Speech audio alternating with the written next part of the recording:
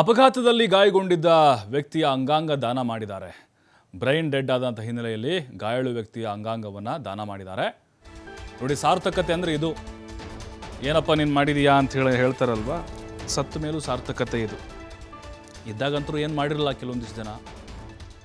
ಸತ್ತ ಮೇಲಾದರೂ ಕೂಡ ಸಾರ್ಥಕತೆಯನ್ನು ಮೆರೆಯುವಂಥವ್ರು ಸಾಕಷ್ಟು ಜನ ನಮ್ಮಲ್ಲಿದ್ದಾರೆ. ಕುಟುಂಬಸ್ಥರು ಕೂಡ ಒಪ್ಕೊಂಡಿದ್ದಾರೆ. ಜುಲೈ 9ರಂದು ಬೈಕ್ ಅಪಘಾತದಲ್ಲಿ ದಾಸಣ್ಣ ಗಾಯಗೊಂಡಿದ್ದರು. ಮಂಡ್ಯ ಜಿಲ್ಲೆ KRಪೇಟೆ ಬಳಿ ಅಪಘಾತ ನಡೆದಿತ್ತು. ಚಿಕಿತ್ಸೆಗೆ ಬೆಂಗಳೂರಿನ ಖಾಸಗಿ ಆಸ್ಪತ್ರೆಗೆ ದಾಖಲು ಮಾಡಲಾಗಿತ್ತು. ಗಾಯಾಳು ದಾಸಣ್ಣ ಬದುಕುಳಿಯುವ ಸಾಧ್ಯತೆ ಕಡಿಮೆ ಇತ್ತು. ಹಾಗಾಗಿ ಆತನ ಅಂಗಾಂಗವನ್ನು ದಾನ ಮಾಡೋಕ್ಕೆ ಕುಟುಂಬಸ್ಥರು ಮುಂದಾಗ್ತಾರೆ. ಈಗಾಗಲೇ ಸರ್ಕಾರಕ್ಕೆ ಮಾಹಿತಿ ಕೊಟ್ಟಿದ್ದಾರೆ. ಅಂಗಾಂಗ ದಾನಕ್ಕೆ ಎಲ್ಲ ವ್ಯವಸ್ಥೆ ಮಾಡಿದ್ದಾರೆ. ಪಾವಗಡ ಮೂಲದ ದಾಸಣ್ಣ ಇವರು KRಪೇಟೆಗೆ ಹೋಗ್ತಾ ಸಂದರ್ಭದಲ್ಲಿ ಅಪಘಾತ ಆಗಿತ್ತು. KRಪೇಟೆ ತಾಲೂಕು ದಬ್ಬೆಘಟ್ಟ ಮತ್ತು ಮಂದಗೆರೆ ಮಾರ್ಗ ಮಧ್ಯೆ ನಡ್ಕೊಂಡು ಹೋಗ್ಬೇಕಾದ್ರೆ 2 ವೀಲರ್ ಆಕ್ಸಿಡೆಂಟ್ ಆಗುತ್ತೆ. ಅಲ್ಲಿಂದ ಕರ್ಕೊಂಡು ಬಂದು ಇಲ್ಲಿ ಬೆಂಗಳೂರಲ್ಲಿ ಸ್ಪರ್ಶ ಆಸ್ಪತ್ರೆಗೆ ಅಡ್ಮಿಟ್ ಮಾಡ್ತಾರೆ.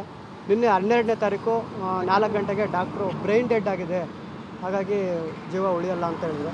ಹಾಗಾಗಿ ನಾವು ಅವರು ದಾಸಪ್ಪ ಇದ್ದಾರಲ್ಲ ಪೇಷೆಂಟು, ಅವ್ರ ತಮ್ಮ, ಅವ್ರ ಹೆಂಡತಿ, ಇವ್ರ ಜೊತೆಲ್ಲ ನಾವು ಮಾತಾಡಿ ನೋಡಿ ಪುನೀತ್ ರಾಜ್ಕುಮಾರ್ ಸರು, ಸಂಚರಿ ವಿಜಯ್ ಸರು ಇವರೆಲ್ಲ ಒಂದಷ್ಟು ದಾನ ಮಾಡಿದ್ದಾರೆ. ಇವರು ಹಾಸ್ಪಿಟ್ಲವರು ಒಂದು ಸ್ವಲ್ಪ ಈ ಥರ ಇದೆ ಅಂತ ಹೇಳಿದರು. ಆಗ ನಾವು ಇವರೆಲ್ಲ ಕುಟುಂಬಸ್ಥರ ಜೊತೆ ಎಲ್ಲ ನಾವು ಚರ್ಚೆ ಮಾಡಿ, ನಮ್ಮ BPS ಮುಖಂಡರು ನಮ್ಮ ಹನುಮಂತರಾಯಪ್ಪಣ್ಣವರು ಇವರೆಲ್ಲ ಜೊತೆ ಚರ್ಚೆ ಮಾಡಿದಾಗ ಆಯಿತು, ನಾವೀಗ ಜೀವ ಅಂತೂ ಉಳಿಯಲ್ಲ, ಆದರೆ ಅದರಲ್ಲಿರುವಂಥ ಅಂಗಾಂಗಗಳು ಅವರು ಡಾಕ್ಟ್ರು ಹೇಳ್ತಾಯಿದ್ರು 9ರಿಂದ 11 ಜನಗಳಿಗೆ ಇದು ಅನುಕೂಲ ಆಗುತ್ತೆ. ಅಂದರೆ ಕಣ್ಣು, ಒಂದಷ್ಟು ಲಿವರು, ಕಿಡ್ನಿ, ಹಾರ್ಟು, ಒಂದಷ್ಟು ಲಂಗ್ಸು, ಇದೆಲ್ಲನೂ ಅನುಕೂಲ ಆಗುತ್ತೆ ಅಂತಂದು ಹೇಳಿದ್ರು. ಆಗ ನಾವೆಲ್ಲ ಚರ್ಚೆ ಮಾಡಿ ಒಪ್ಕೊಂಡು ಇದನ್ನು ದಾನ ಮಾಡಬೇಕಂತ ನಾವು ತೀರ್ಮಾನ ಮಾಡಿ ಇವತ್ತು ದಾನ ಮಾಡೋ ಅಂಥ ಕೆಲಸ ಮಾಡಿದ್ದೀವಿ. ಮತ್ತು ವಿಶೇಷವಾಗಿ